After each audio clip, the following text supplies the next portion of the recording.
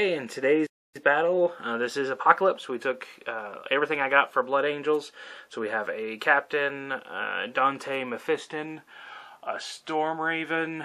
We have that is going to be a Predator tank. We have the 5 Terminators, 10-man tactical squad, missile launcher and flamer, scout squad with sniper rifles and 1 with a missile launcher and camo cloaks. We got a Death Company, 3 power swords, 1 hammer, 1 plasma pistol, 4 bolt guns, and Lamartes. You have a 5-man Sanguinary Guard with a banner and death masks, a drop pod, Land Raider, Hurricane Bolters, Assault Cannons, Multi-Melta, Storm Bolter. We're going to take a Furioso Librarian, a drop pod with the twin-linked autocannons, the 2 Sanguinary Priests with jump packs, 2 Assault Marine squads. One captain has a power axe and a storm shield, the other one has a power fist and a storm shield. The red team has an Infernus pistol, the black team has a plasma pistol, and then for our quick allies we have Jarl Stormcaller from Space Wolves and a Lone Wolf with 2 Wolf Claws. And a last minute addition, we have a Tech Marine with a servo harness. Alright, on the Imperial Guard side, we have 1 Armored Sentinel, 1 Scout Sentinel, both with missile launchers. We have 1 Veteran Squad, and that's going to be with Harker and 3 Sniper Rifles. We have 2 Stormtrooper Squads. One of them has a Voxcaster. We have a 3-man Heavy Weapons team with las cannons. We have a Tech Priest with 4 Servitors, 2 with Heavy Bolters. We have a Basilisk, a Rough Rider Squad, 3 Chimeras, each of them with the Multi-Laser Heavy Bolter and Heavy Stubber, a 5-man Rattling Squad. We have a Vanquisher with Heavy Bolters and a las cannon on the front. We have your standard battle tank with Heavy Bolters and a las cannon on the front. And we have a Demolisher with a las cannon and Heavy Bolters on the front.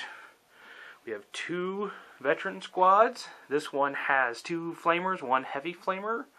And this squad has a grenade launcher, and the sergeant has a power fist and a plasma pistol. And then we have the last Veteran Squad. This one has Baston, 2 grenade launchers, and a Melta.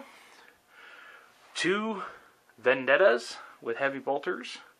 And then we have 2 Company Command Squads. This one's commander's got a power weapon, a plasma pistol, and it has a plasma gun, a Metapack, grenade launcher, a bodyguard, and a Voxcaster. This one has a Voxcaster. The company commander has the same. It's got the plasma gun, Melta gun, and then the regimental standard. And we have Commissar Yarg leading that squad. And then to finish it off, we have a Stormlord.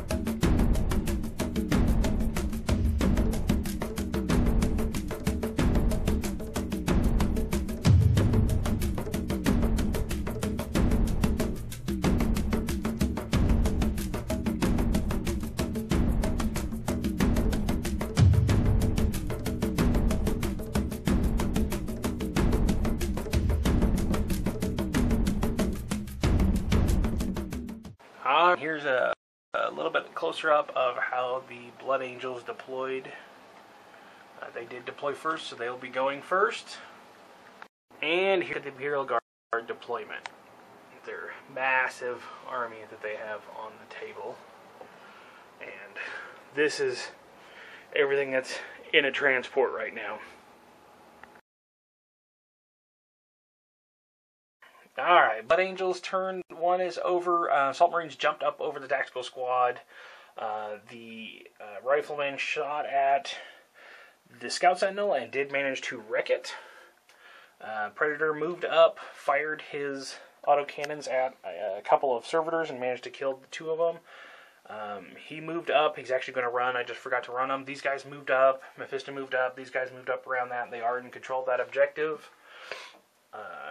The scouts shot at the heavy weapons teams and failed to do anything. These guys jumped up and then ran. Just for the note, between that white dot and that white dot is a minefield left by the Imperial Guard. So that becomes difficult, dangerous terrain. And I think that is it for Blood Angels. So scoring, the way we're doing this mission, Imperial Guard scores on my turn, so they are in control of that objective. There's nothing on that objective, and I have that objective, so they get 3 points for that objective. On to Imperial Guard, turn 1. After the Guard's first turn, he decided not to move anything. He just kept everything in place and fired at the best as he could. I don't know if I mentioned it before, the drop pod did come in last turn for Blood Angels, and he did shoot at it with the Vanquisher and a couple of plasmas, but ended up not being able to do anything, so the drop pod and the Furioso Librarian are still alive. This battle tank fired at the Dreadnought, blew it up. They shot at the Predator and wasn't able to do anything, shot at the Land Raider, didn't do much, did wipe off a couple of Terminators. The Vulcan cannon fired from the Stormlord fired at and wiped out almost all of that squad of Assault Marines. The Sanguinary Guard got shot at. The Assault Marine got shot at from the Demolisher and the Snipers and a couple of Chimeras, and they lost a few guys. So if you look at the dead pile, that's the dead pile from the Guard. That's the dead pile from the Blood Angels. At the end of the Guard's turn, Blood Angels were within 3 inches of that objective, so we get 3 points for that. And we're within 3 inches of that objective, so we get 3 points for that. So we get 6 points at the end of this turn. So on to turn 2. Oh, Blood Angels, turn 2. Stormraven comes in, shoots at the Demolisher, and blows it up. The Assault Marines and one of the Hurricane Bolters shot at the Ratlings, and they fled. They're over there. The Sanguinary Guard moved up, shot at the heavy weapons teams, and they killed 2 of them. And then the Predator tank shot at and finished off the last one. The Furioso in assault popped that Lehman Russ, so now he's gone. Mephiston, the big, giant, awesome killer he is, moved in and single-handedly took out the Stormlord. And those are the remaining guys that are in. So that all that green area there is a crater for the Stormlord. It did not go apocalyptic, unfortunately. We were really hoping it would. These guys just kind of moved up. And that is Blood Angels' turn. And so on the end of the Blood Angels, they score 3 more points. And on to Imperial Guard, turn 2. Okay, at the end of turn 2, the 2 Vendettas moved in. That one shot at the Sanguinary Guard and wiped out a couple guys.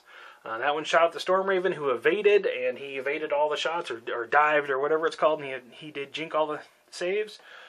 That squad fired at those Assault Marines, and that one did also, and they dropped him down to 1 guy who failed his leadership, so he is fleeing off the table. Well, not off the table. He'll regroup next turn thanks to Space Marines being so awesome. Those fired at some stuff and didn't do a whole lot. Those snipers fired at this squad. They helped out get what's there. The Basilisk in the corner fired at and missed the Land Raider. That battle tank moved in, fired at the tactical squad up here, and did kill off quite a few of the guys. They did make their leadership safe, but they no longer have that objective. So at the end of the Imperial Guard's turn, the Terminators hold that objective, so we got 3 more points.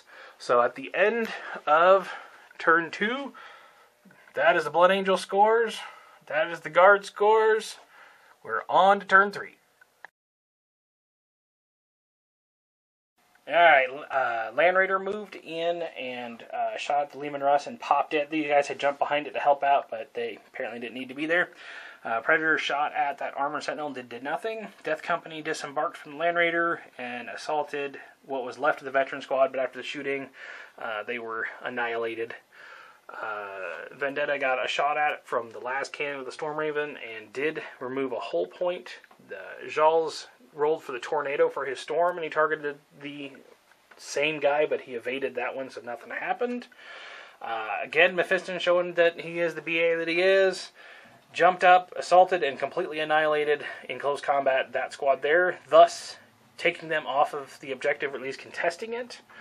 And then the Assault Marine regrouped, jumped up over there, and they moved up. And then the Terminators shot at that Rough Rider squad and wiped them out. It is the end of the top of the 4th, and we went ahead and called the game due to time constraints, because this is Apocalypse, so we had decided on this time frame. And Blood Angels are so far ahead in points now that Imperial Guard don't have a lot of chance of being able to recuperate. So we're going to call it a game and a victory for the Blood Angels. Thanks for watching.